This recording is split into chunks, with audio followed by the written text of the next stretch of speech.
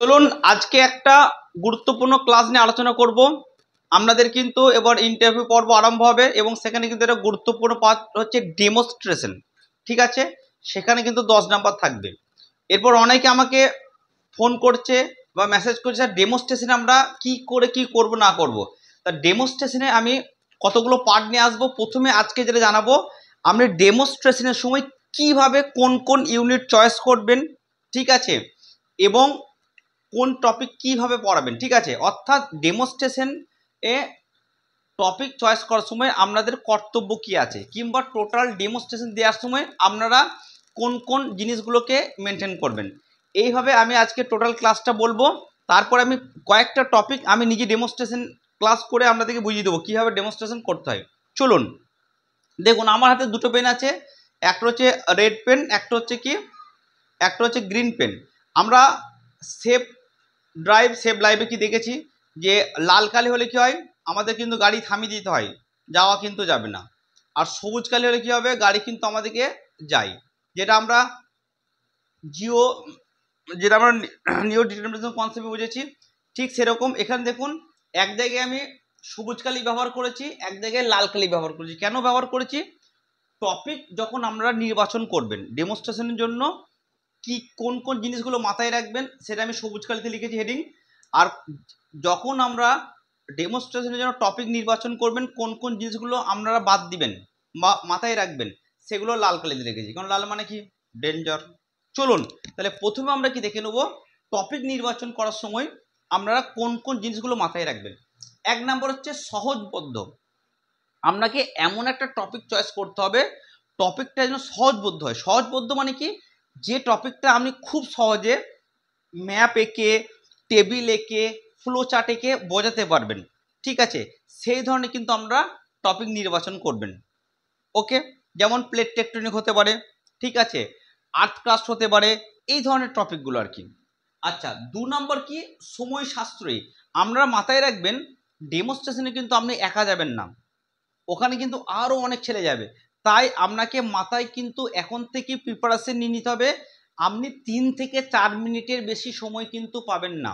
কত মিনিট বললাম, 3 থেকে 4, ম্যাক্সিমাম। আমরা কপাল খুব ভালো থাকলে ম্যাক্সিমাম 5 মিনিট, কিন্তু আপনাকে কিন্তু রেডি হতে হবে 3 থেকে 4 মিনিটের মধ্যে আপনার টোটাল ইন্টারভিউ বলুন ডেমনস্ট্রেশনটা শেষ করতে হবে। 3 মিনিট ডেমনস্ট্রেশন আর 2 মিনিট ইন্টারভিউ ধরে নিলাম আমি, 3 থেকে 4 মিনিট। ওকে, তাহলে আপনাকে কি করতে হবে, এমন টপিক নির্বাচন করতে হবে যেটা 3 থেকে 4 মিনিটে আমি টোটাল শেষ করতে পারবো। তার মানে খুব লম্বা টপিক, খুব বিস্তারিত টপিক, খুব জটিল টপিক কিন্তু আপনাদেরকে বাদ দিতে হবে। 3 নম্বর দেখুন, আমরা এমন টপিক নির্বাচন করবো যেটা কিন্তু আধুনিক প্রাসঙ্গিকতা যেন থাকে, কিংবা সমসাময়িক যেন টপিক থাকে। যেমন কি, এখন বর্তমানে চারদিকে বন্যা হচ্ছে, ফ্লাড আপনি চয়েস করতে পারেন। আচ্ছা, পলিউশন চয়েস করতে পারেন। আচ্ছা, ক্লাইমেট চেঞ্জ চয়েস করতে পারেন। আচ্ছা, তারপর আরবানাইজেশন চয়েস করতে পারেন, প্লেট টেকনিক চয়েস করতে পারেন। এগুলো কি সমসাময়িক, আমার মনে হচ্ছে এগুলো ইন্টারভিউয়ার যে আছে তাদের মন কিন্তু আকর্ষণ করবে। এবার আপনি যখন জিওগ্রাফিক্যাল থট চয়েস করেন, থালাসের অবদান, ঠিক আছে, হেরোডোটাস কি করেছিল, এগুলো বিষয় ভালো, কিন্তু আমার মনে হচ্ছে অত গুরুত্ব আকর্ষণ করবে না, তাই এটা মাথায় রাখবেন। আচ্ছা, 4 নাম্বার, যখন আপনি টপিক নির্বাচন করবেন সবসময় মনে রাখবেন আপনাকে 3টে জিনিস কিন্তু এই করতে হবে, টপিকটা প্রথম থেকে শেষ পর্যন্ত শেষ করতে হবে। অর্থাৎ কি, কারণ প্রভাব সমাধান, 3টে, কারণ প্লাস প্রভাব প্লাস সমাধান, অর্থাৎ ব্যালেন্স এক্সপ্লেনেশন করতে হবে। 3 মিনিটের মধ্যে আপনাকে শুরু, তার সমস্যা, তার সমাধান, এই মডেলটাকে আপনাকে হিট করতে হবে। ঠিক আছে। আচ্ছা, 5 নম্বর দেখুন, টপিককে জীবন্ত করার জন্য আপনাকে অবশ্যই কিন্তু লোকাল এক্সাম্পল বা বাস্তব উদাহরণ দিতে হবে। আপনারা দেখবেন আমি যখন আপনাদেরকে পড়াই তখন দেখবেন বাস্তব উদাহরণ দিই, কখনো এক্সপ্লেন করে দেখাই, কখনো বাস্তব উদাহরণ দিই। আমরাও কিন্তু বাস্তব উদাহরণ দিতে হবে। দেখা গেল হয়তো আপনি পড়াচ্ছেন মৃত্তিকা দূষণ, তখন সঙ্গে সঙ্গে আপনাকে বলতে হবে পশ্চিমবঙ্গের গড়বেতা, ওখানে মৃত্তিকা দূষণ দেখা যায়, র্যাফাইন ফল দেখা যায়, ব্যাডল্যান্ড টপোগ্রাফি দেখতে পাওয়া যায়। আচ্ছা, আপনি ট্যুরিজম পড়ান, সঙ্গে সঙ্গে আপনাকে দার্জিলিং উদাহরণ দিতে হবে। কিংবা আপনি দেখা গেল হয়তো এমন কিছু পড়াচ্ছেন, ইন্টারভিউকে সঙ্গে জড়িয়ে নিলেন যে স্যার ধরুন আপনি এখানে এসছেন, ঠিক আছে, যেমন দেখা গেল একটা উদাহরণ দিই তাহলে বুঝতে পারবেন। যেমন যে মেন্টাল ম্যাপ কি, যে ইন্টারভিউ করেন, দেখুন হয়তো আপনি কোথাও বাইক চালাচ্ছেন স্যার, বাইক যখন যাচ্ছেন একটা খাল আছে, ওখানে জল আছে, ওই দিক থেকে একটা লরি আসছে, তাহলে আপনি ভাবলেন কি যে ওই দিক থেকে লরি এলে এই দিক থেকে লরি আসবে, আমি এদিকে যদি যাই তাহলে লরির জলটা যে রাস্তার জল সেটা আমার গায়ে লেগে যাবে, তাহলে আমি কি করবো, গাড়ি একটু স্লো করে দেবো। এটা মেন্টাল ম্যাপ। ঠিক আছে, এইভাবে মানে এমনভাবে আপনি রিপ্রেজেন্টেশন করবেন স্যার যেন ব্যাপারটা বুঝতে পারে যে না ছেলেটার মধ্যে কিন্তু ক্লিয়ার কনসেপ্ট আছে। ওকে, মানে মানে বইয়ের মুখস্থ ভাষা ত্যাগ করতে হবে, পরে সব আসবো।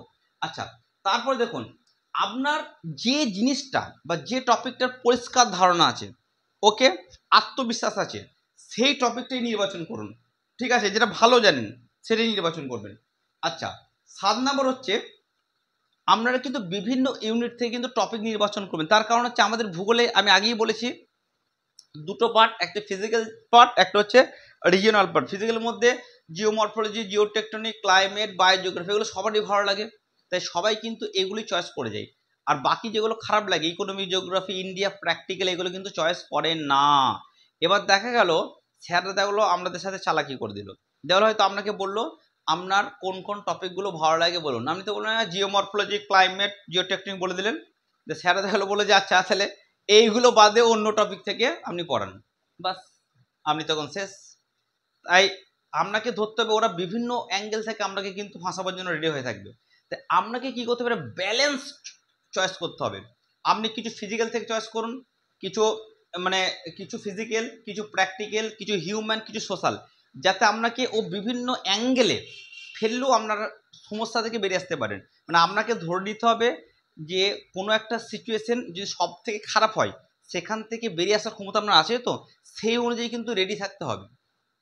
ওকে, যেমন আমি যখন কোনো ক্লাস পড়াই তখন কিন্তু আমি জানি আমার ক্লাসে অনেক স্টুডেন্ট আছে, আমি ধরে নিই এই ক্লাসের স্টুডেন্টদের মধ্যে কোন স্টুডেন্ট সব থেকে কঠিন কোশ্চেন আমাকে করতে পারে, আমি সেই পর্যন্ত কিন্তু তৈরি থাকি যে এদের যে স্টুডেন্ট এ সব থেকে কঠিন এই কোশ্চেনটা করতে পারে, যাতে ওরা কোশ্চেন করলে আমি উত্তর দিতে পারি। এবার তার বাইরে চলে গেলে আমার কিচ্ছু করার নেই, মানে আমার অ্যাডারের বাইরে চলে গেলে আমি আর কি করব। ঠিক আছে, আপনাদেরও কিন্তু ভাবতে হবে যে আপনি যে টপিকগুলো বলবেন যে এটা ভালো লাগে সেখান থেকেই যে পড়াতে দেবে এরকম মানে নেই, অন্যগুলো থেকেও কিন্তু দিতে পারে, মাথায় কিন্তু রাখবেন। তাহলে টপিক নির্বাচন করার সময় এই যে 7টা পয়েন্ট বললাম এটা কিন্তু খুব সুন্দরভাবে মাথায় রাখবেন। এবার চলুন কোন কোন জিনিসগুলো আপনারা মাথা থেকে বার করে দিবেন বা রাখবেন না। 1 নাম্বার হচ্ছে খুব সাধারণ টপিক, একেবারে জল টপিক নির্বাচন করবেন না, যেমন ভারতের অবস্থান, পৃথিবীর আকৃতি, এই রিলেটেড টপিক যেগুলো আছে, ঠিক আছে, খুব ইজি, নির্বাচন করার কোনো দরকার নেই। আচ্ছা, 2 নম্বর খুব রাজনৈতিক বা বিতর্কিত যে টপিকগুলো আছে সেগুলো কিন্তু টোটালি বাদ দেবেন। ওখানে আপনি ভাববেন যে আপনার কোনো একটা দলের প্রতি, কোনো একটা বিশ্বাসের প্রতি আপনার মতাদর্শ থাকতেই পারে, কিন্তু ইন্টারভিউ বোর্ডে যে 5 জন থাকবে তারা কিন্তু ভিন্ন মতাদর্শ বা রাজনৈতিক দলের বিশ্বাসী হতে পারে। তাই আপনাকে চেষ্টা করতে হবে ওখানে কোনো বিতর্কমূলক জিনিস, ওদের সাথে তর্কতর্কি কোনো কিছু করা যাবে না। তার কারণ দেখুন ওখানে দেখলো আপনি তর্কে জড়িয়ে গেলেন, কোনো বিতর্কিত জিনিস বলে দিলেন, ওরা কি করবে, আপনার কিন্তু চাকরি দেবে না। এবার আপনার কিন্তু চাকরিটা দরকার। ঠিক আছে, আপনি কতটা সৎ, কতটা কি ইন্টারভিউ দেখাবার কোনো প্রয়োজন নেই। দেখা হয়তো আপনি খুব সৎ সৎ কথাই বললেন, সত্য কথা বললেন, সবই বললেন, কিন্তু ওরা মানতে পারলো না, আপনাকে চাকরি দিল না, প্রাইমারি ক্ষতি কিন্তু আপনার হয়ে যাবে। আপনি হয়তো স্যারকে অভিশাপ দিবেন, কিন্তু সেই অভিশাপ কিন্তু স্যার 5 বছর পর লাগবে, আবার নাও লাগতে পারে, লেগে যাবে ধরুন 10 বছর পর, স্যারের রেজাল্ট 10 বছর পড়াবে কিন্তু আপনার কিন্তু তাৎক্ষণিক রেজাল্ট হয়ে যাবে। তাই কোনো রাজনৈতিক বিষয়, বিতর্কিত বিষয় কিন্তু অ্যাভয়েড করবেন। ওকে, আচ্ছা, 3 নাম্বার, যে টপিক বোঝাতে আপনার প্রচুর ইনফরমেশন দরকার, জটিল তথ্য দরকার, থিওরি দরকার, সেই টপিকগুলোকে আপনি অ্যাভয়েড করুন, একদম না। ওকে, 4 নাম্বার, যেটা বোঝাতে আপনার আত্মবিশ্বাস নেই, ঠিক আছে, সেটা আপনি অ্যাভয়েড করবেন। ঠিক আছে, মানে অনেক সময় দেখবেন একটা দুটো টপিক আছে খুবই ভালো, মানে মানে বোঝালে হয়তো ইমপ্রেশন পড়বে, কিন্তু দেখা গেলো আপনার ভাল লাগে না। ঠিক আছে, আপনি আত্মবিশ্বাস নেই, ও টপিকগুলোকে বাদ দিন। আচ্ছা, 5 নাম্বার, যে টপিক ভালো করে শুনবেন, যে টপিক আপনি পড়াবেন সেই টপিক থেকে কিন্তু কোশ্চেন ধরবে। ঠিক আছে, তাই এমন টপিক নির্বাচন করুন যে টপিক থেকে কোশ্চেন ধরলে কিন্তু আপনি পারবেন। দেখুন অনেক সময় কি বলুন তো, আমাদের কি হয়, অনেক মেয়ে দেখবেন কাউকে জান প্রাণ দিয়ে কোনো একটা ছেলেকে খুব ভালোবাসে, ঠিক আছে, চরম ভালোবাসে, তাকে ছাড়া বাঁচবে না, এরকম ব্যাপার। তখন দেখা গেলো ওর ফ্যামিলি ব্যাকগ্রাউন্ডের সাথে ছেলের ফ্যামিলি ব্যাকগ্রাউন্ড সেম নাই, তখন ওর বাবা মা কি বলে বলতো, বিশেষ করে মা বলে, বাবা মা আসে, যদি তুই ওকে বিয়ে করিস আমরা সুসাইড করে দেবো। তখন মেয়েটা কি, ওর সব থেকে ভালো লাগার জিনিসটাকে তার বাবা মার দিকে তাকিয়ে ত্যাগ করে দেয়। তার মানে এখান থেকে কি বোঝা যাচ্ছে, সমস্ত ভালো লাগা জিনিস আপনাকে গ্রহণ করা যাবে না, কারণ পরে কিন্তু বিপদ আছে। তাই দেখা গেলো আমরা শিলা খুব ভাল লাগে, দারুণ ভাল লাগে, শিলাকে ফাটিয়ে দেন বুঝিয়ে, মানে খুব পছন্দ। কিন্তু দেখা গেলো আপনি শিলা যখন পড়াবেন, আমরাই ভাবুন আপনার কোনো স্টুডেন্ট যখন শিলা পড়াবে, আপনি অবশ্যই তাকে কী কোশ্চেন করবেন, কোনটা কোন শিলার উদাহরণ, কোন শিলা থেকে কোন শিলার রূপান্তর হয়, কিংবা একটা শিলা দেখিয়ে দিবেন, বাবু বলো তো এটা কি শিলা।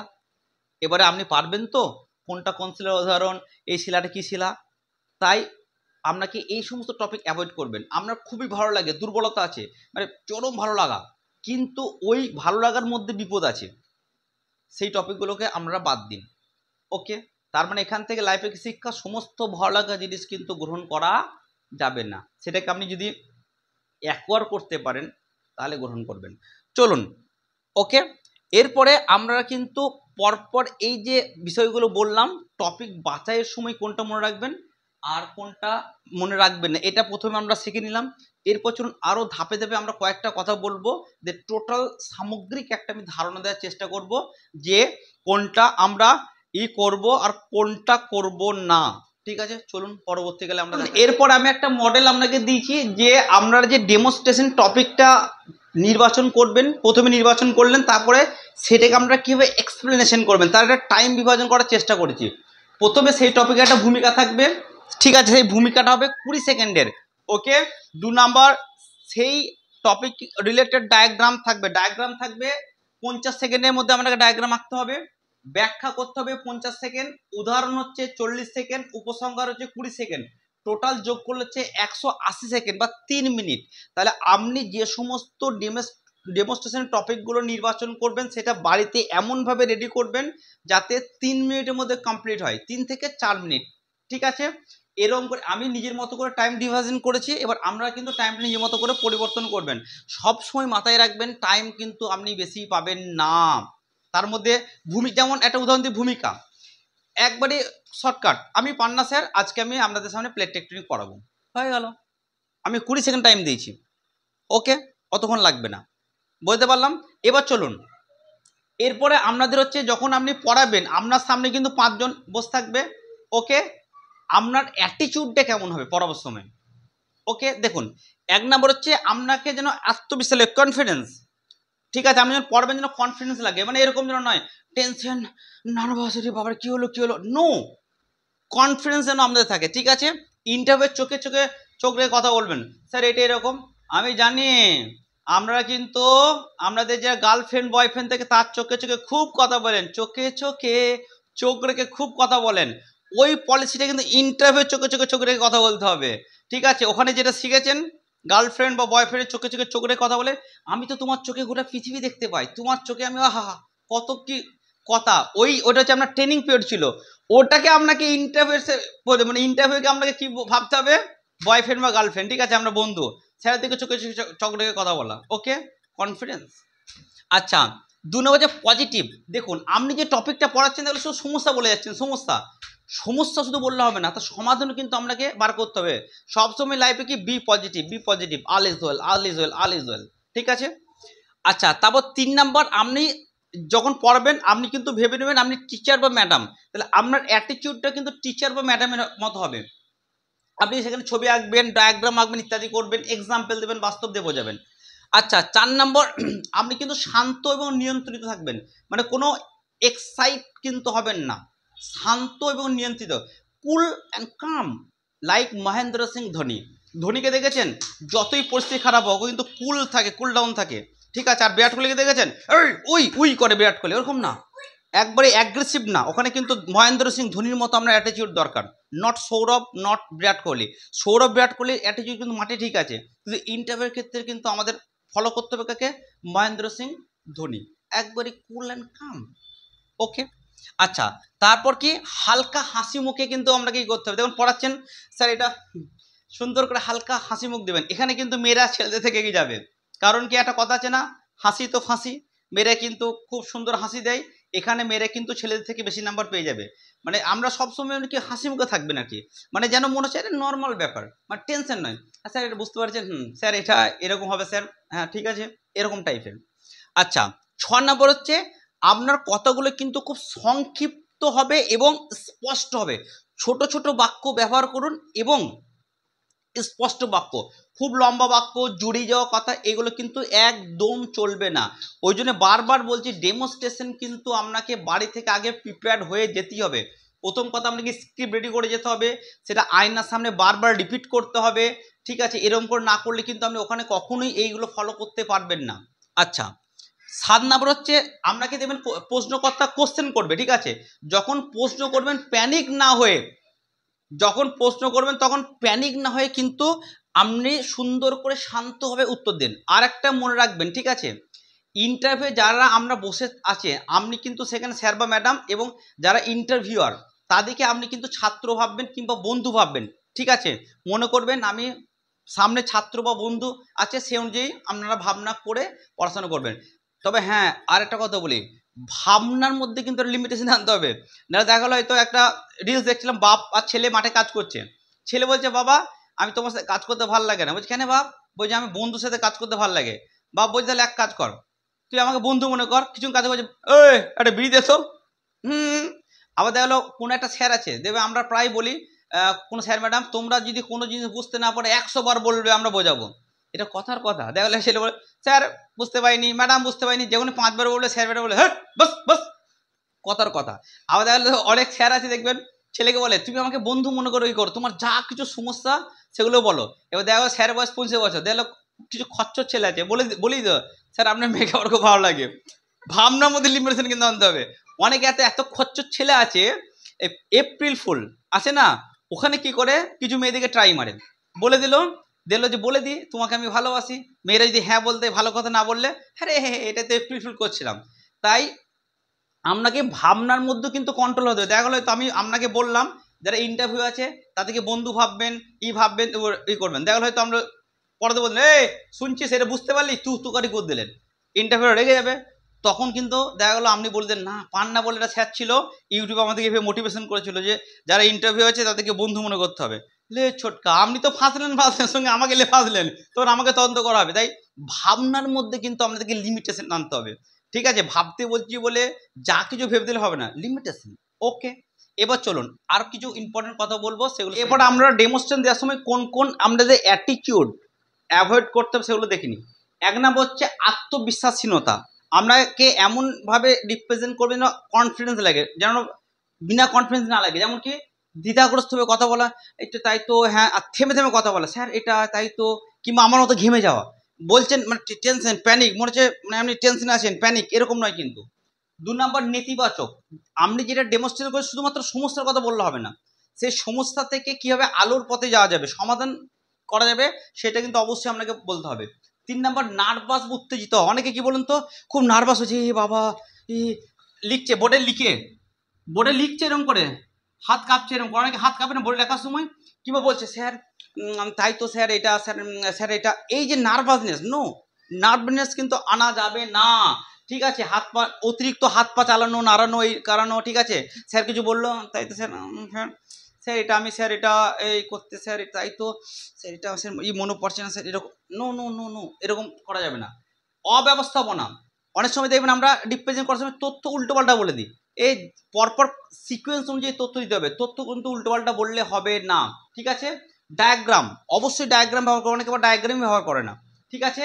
অতিরিক্ত জটিল বা মুখস্থ। আপনি যখন পড়াবেন আমরাই কিন্তু নিজের মতো করে রিপ্রেজেন্ট দিতে হবে, মানে এরকম নয়। অনেকে বইয়ের কথা বলে, নিত্য বহুনদী কাকে বলে? দেখুন, আমি একটা পড়াচ্ছি, আমি ক্লাস 7-এ যখন পড়াই নিত্য বহুনদী, অনিত্য বহুনদী, আমি কি করে পড়াই বলুন তো? একটু এক্সাম্পল, তাহলে আমরা বুঝতে সুবিধা হবে। আমরা হয়তো বলবেন কি, ছেলেরা নিত্য বহুনদী কাকে বলে? যে নদীতে সারা বছর জল থাকে সেই নদীকে নিত্য বহুনদী বলে, যেমন গঙ্গা, পদ্মা ইত্যাদি নিত্য বহুনদী। অনিত্য বহুনদী কাকে বলে বুঝতে পারলে? যে নদীতে সারা বছর জল থাকে না তাকে বলে অনিত্য বহুনদী। এটা কিন্তু মুখস্থ হয়ে যাচ্ছে, এরকম নয়। আমি কি করে পড়াই, আমি যখন ক্লাস 7-এ যাই তখন ছেলে মেয়েদেরকে গিয়ে বলি, তোমরা নদী দেখেছো? ছেলেরা কি বলবে? হ্যাঁ স্যার দেখেছি। আচ্ছা, তোমরা যারা যারা নদী দেখেছো, ঠিক আছে, নদী দেখি সারা বছর জল থাকতে দেখেছো?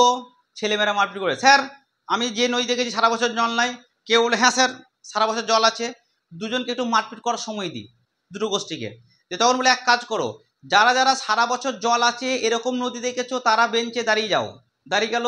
আর যারা যারা সারা বছর জল নেই তারা বসে থাকো, বসে গেল, আমি দেখো তাহলে কারা ঠিক আর কারা ভুল, তখন কিন্তু ওরা মারপিট করবে। ঠিক আছে, আমি ঠিক বলছি, আমি 7-এর ছেলে যেহেতু, তখন আমি বলি দেখো তোমরা দুই নাই ঠিক বলছো, যারা বেঞ্চে দাঁড়িয়ে আছো তোমরা দেখেছো সারা বছর জল আছে নদীতে, এই নদীকে বলা হয় নিত্যবহ নদী, আর তোমরা যারা বসে আছো সারা বছর জল দেখোনি, এটাকে বলে অনিত্যবহ নদী। এইভাবে আপনাকে পড়াতে হবে, এই মুখস্থ নয় যে নদী সারা বছর জল থাকে এরকম। স্যার যারা ইন্টারভিউয়ার তারা যেন বুঝতে না পারে আপনি বইয়ের ভাষা মুখস্থ করছেন, বইয়ের টার্ম ইউজ করছেন, মানে আপনাকে একবার নর্মাল মানে নিজের মতো করে পড়াচ্ছেন আর কি। এইভাবে কিন্তু আপনাকে রিপ্রেজেন্টেশন করতে হবে, ঠিক আছে। আচ্ছা, অতিরিক্ত রাজনৈতিক বা বিতর্কিত মন্তব্য একদম করা যাবে না, প্রথম থেকেই বলছি। আচ্ছা, এই যে বলেছি না চোখে চোখে চোখ রেখে কথা বলতে হবে। অনেকে দেখলো পড়াচ্ছে, স্যার দিল কোশ্চেন করলো, আচ্ছা বলো তো ইকোলজি কাকে বলে, যখন বলে ইকোলজি কাকে বলে স্যার দিকে, হ্যাঁ স্যার ইকোলজি হচ্ছে এই, অনেকে কি করবে ইকোলজি মুখটা হইলে স্যার ইকোলজি নো, এক বলে কনফিডেন্স। দেখুন চোখে চোখে চোখ রেখে যেমন দেখবেন, ভালো করে দেখবেন, আপনারা রাহুল গান্ধীকে দেখবেন, এখন রাহুল গান্ধী যখন বক্তব্য দেয়, ওই ওম বিড়লা আছে না, ওর চোখে চোখে চোখ রেখে কথা বলে, এরকম করে চোখে চোখে কথা বলে। নেতারা যখন কথা বলে চোখে চোখে চোখ রেখে কথা বলে, ঠিক আছে, এই রকম নেতাদের মধ্যে করতে চোখে চোখে চোখ রেখে এটা করতে হবে, এরকম টাইপের, ঠিক আছে। স্যারকে আবার এরকম বলে দেন না, তাহলে চাপ হয়ে যাবে, ইন্টারভিউ এরকম বলা যাবে না, কেমন।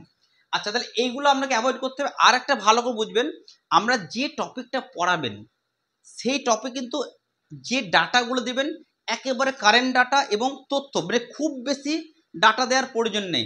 সেন্সাস ইউজ করলে 2011, কিংবা আপনারা ওই মিনারেলের ডাটা দিতে পারেন, কম ডাটা দিন, কম তথ্য দিন, কিন্তু সঠিক তথ্য দিন, অতিরিক্ত তথ্য দেওয়ার কোনো প্রয়োজন নেই। তাহলে এক কথায় চলুন আমরা কি কি করব দেখে নিই। এক কথায় তাহলে কি হচ্ছে, 1 নম্বর হচ্ছে আপনাকে অবশ্যই কনফিডেন্স থাকতে হবে, 2 নম্বর হাসি মুখে এক্সপ্লেনেশন করতে হবে, 3 নম্বর রাজনৈতিক জিনিস অ্যাভয়েড করতে হবে, 4 নম্বর ফ্লো চার্ট, ম্যাপ, ডায়াগ্রাম ইত্যাদি ব্যবহার করতে হবে, 5 নম্বর দ্রুত কথা বলা যাবে না, 6 নম্বর ধ্বনির মতো কুল অ্যান্ড কাম শান্তভাবে রিপ্রেজেন্টেশন করতে হবে, নো নার্ভাসনেস আসা যাবে না, টেনশন করা যাবে না, এবং রেলিভেন্ট টপিক কিন্তু আমরা নির্বাচন করুন, এবং এক্সাম্পল কম হোক কিন্তু রেলিভেন্ট হোক, ঠিক আছে। আচ্ছা, এক কথায় তাহলে আমি একটা ফর্মুলা বার করেছি, যে ফর্মুলা ইউজ করলে কিন্তু আমরা যারা ইন্টারভিউয়ার তাদের দৃষ্টিতে কিন্তু আপনি পড়ে যাবেন, ঠিক আছে। ফর্মুলাটা কি চলুন দেখা যাক। 1 নাম্বার হচ্ছে সিম্পল টপিক ইউজ করুন, সিম্পল, যেটা আপনি এক্সপ্লেনেশন খুব সহজে করতে পারবেন। 2 নাম্বার ভিজুয়াল, সেটাকে ডায়াগ্রাম, ফ্লো চার্ট, ম্যাপ ইত্যাদি দিয়ে রিপ্রেজেন্টেশন করুন। 3 নাম্বার কি রেলিভেন্ট টপিক, রেলিভেন্ট, বারবার বলছি রেলিভেন্ট টপিক ইউজ করুন। তারপরে কি লোকাল এক্সাম্পল দিন, বাস্তব এক্সাম্পল, সেটাকে জীবন্ত করার জন্য, ওকে। তারপর কি balance explanation, what is balance explanation, ভূমিকা থাকবে, তার তথ্য থাকবে, সমস্যা থাকবে, তার সমাধান থাকবে। কোনো যদি আমরা লিখি ভূমিকা, বৈশিষ্ট্য, সমস্যা, সমাধান, পুরো A to Z প্রথম থেকে শেষ পর্যন্ত, this is called balance explanation. তারপর কি থাকবে, অবশ্যই আপনাকে কনফিডেন্স হতে হবে, কনফিডেন্স এমনভাবে রিপ্রেজেন্ট করুন স্যার যেন বুঝতে পারে আপনি এই বিষয়ে আপনার গভীর জ্ঞান আছে। দেখুন অনেক সময় কি বলুন তো, অভিনয় করতে হয়। আমরা কোনো বিষয় দেখবেন, শহরের সাথে গ্রামের ছেলেদের কি পার্থক্য বলুন তো, শহরের ছেলে মেয়ে কিছু মনে করবেন না, ম্যাক্সিমাম এরকম হয়, আমি ওই জন্য আগে থেকে শহরের ছেলে মেয়ের কাছে ক্ষমা চেয়ে নিচ্ছি। গ্রামের ছেলেরা দেখবেন অনেক কিছু জিনিস ভালো করে জানে, কিন্তু তারা নার্ভাসনেস, এইটা উত্তর বললেন, শহরের ছেলেরা জানে কম, তো এমনভাবে ঢপ মারে না, মনে হবে বাবা কি না জানে শহরের ছেলেমেয়েরা, ওকে। দেখবেন সরকারি কর্মচারীর বেসরকারি কর্মচারী পার্থক্য দেবেন, আপনি অ্যাক্সিস ব্যাঙ্ক যাবেন, যে কোনো বেসরকারি কোম্পানি যাবেন, এমনভাবে আপনাকে বোঝাবে কি না জানে, আর সরকারি কর্মচারী দেবেন সে বোঝাতেই পারবে না, আম করবে। কিন্তু আপনি এডুকেশনাল কোয়ালিফিকেশন দেখবেন, ছোটকা সরকারিদের খুব ভালো, বেসরকারিদের কিন্তু ছেলেমেয়েদের যারা চাকরি করে এডুকেশন কোয়ালিফিকেশন কম, কিন্তু ওরা স্যুট বুট টাই পরে এমনভাবে থাকবে না কি না বড় অফিসার, আর এমন কথা মধ্যে ভ্রাম ভ্রাম করে ইংরেজি বলবে, মনে হবে কি না জানে। আর সরকারি আমার মতো গেঞ্জি পরে থাকবে, এমন কথা বললে তত করবে, মনে হবে কিছু জানে না, কিন্তু জানে সরকারিরা বেশি। আমি কাউকে ছোট করছি না, আমি বাস্তব বলছি। তাই আপনাকে সেদিন কী হতে বলেন তো, মানে একবারে মানে সুন্দর করে ড্রেস ফ্রেস পরে টোরে এমনভাবে যাবেন, স্যারকে বোঝাতে হবে আপনি জানেন অতিরিক্ত, মানে খুব যে আপনি কিছু জানেন না এটা বলে হবে না, জাস্ট কনফিডেন্স। অনেক আছেন দেখবেন কম জানে অথচ খুব মানুষকে আকর্ষণ করতে পারে, অনেকে বেশি জানে প্রচুর জ্ঞান আকর্ষণ করতে পারেন, ঠিক যেমন আমি ভূগোলে কিছুই জানি না, কম জানি, কিন্তু তাও আমাকে 2-4 জন লাইক করে, কিন্তু ওকে আমার খুব বেশি ভূগোলে জ্ঞান নাই, কিন্তু তারপরে এই যে কনফিডেন্স ভুজুং ভাজুং করে মানে উদাহরণ দিয়ে বুঝিয়ে দিই আপনাকে, আমরা ভাবেন আমি ভূগোল অনেক কিছু জানি, ভূগোলে আমি কিচ্ছু জানি না, আমি হচ্ছে বাচ্চা ছেলে ভূগোলে। ওকে, তাহলে এইটা হচ্ছে কিন্তু আপনার কি ইন্টারভিউদের আকর্ষণ করার মেন ফর্মুলা। কি কি? Simple, visual, relevant, local example, balance explanation, confidence. এরপরে এটা হচ্ছে টোটাল, এটাকে আমরা মাথায় রেখে টপিক নির্বাচন করবেন। এরপরে আমি কিন্তু একটা একটা করে টপিক ধরবো, কিছু টপিক কীভাবে আপনারা রিপ্রেজেন্টেশন করবেন সেটা আমি নিজে ব্যাখ্যা করে দেবো। এবং দুটো কথা বলি, আপনাদের জন্য দুটো জিনিস আমি চালু করতে চাইছি। ইন্টারভিউ বিভিন্ন যে ভালো ভালো স্যার ম্যাডাম আছে বিভিন্ন ফিল্ডের, সে কলেজে হতে পারে, পোস্ট অফিস হতে পারে, বিডিও হতে পারে, স্কুল হতে পারে, তাদের অভিজ্ঞতা ইন্টারভিউয়ের সেগুলোকে রেকর্ড করে ইউটিউবে ছাড়বো, আপনারা অবশ্যই দেখবেন। এবং আর একটা আপনাদের জন্য ডেমো, প্র্যাকটিক্যাল, অফলাইনের ইন্টারভিউর ব্যবস্থা করব অবশ্যই। কবে করব না করব আমি অবশ্যই অ্যানাউন্স করে জানিয়ে দেবো, আমরা সঙ্গে থাকবো। এক কথায় আমরা এই কথা মনে রাখবেন যে ইন্টারভিউয়ার, ঠিক আছে, এর দৃষ্টিভঙ্গি আকর্ষণ করার ফর্মুলা বার করেছি, এই কথা মনে রাখবেন। 1 নাম্বার হচ্ছে সিম্পল হতে হবে, 2 নাম্বার হচ্ছে ভিজুয়াল হতে হবে অর্থাৎ ম্যাপ, ডায়াগ্রাম, 3 নাম্বার হচ্ছে রিলিভেন্ট টপিক হতে হবে, 4 নাম্বার হচ্ছে লোকাল এক্সাম্পল দিতে হবে, বাস্তব এক্সাম্পল, ঠিক আছে, কম দিন কিন্তু ঠিকঠাক দিন। 5 নাম্বার হচ্ছে ব্যালেন্স এক্সপ্লেনেশন অর্থাৎ ভূমিকা, উৎস, সমস্যা সমাধান ইত্যাদি। আর 6 নাম্বার অবশ্যই কনফিডেন্স। তাহলে এই 6টা পয়েন্ট মাথায় রেখে কিন্তু আপনাদেরকে ডেমনস্ট্রেশনটাকে রেডি করতে হবে। ওকে, থ্যাংক ইউ।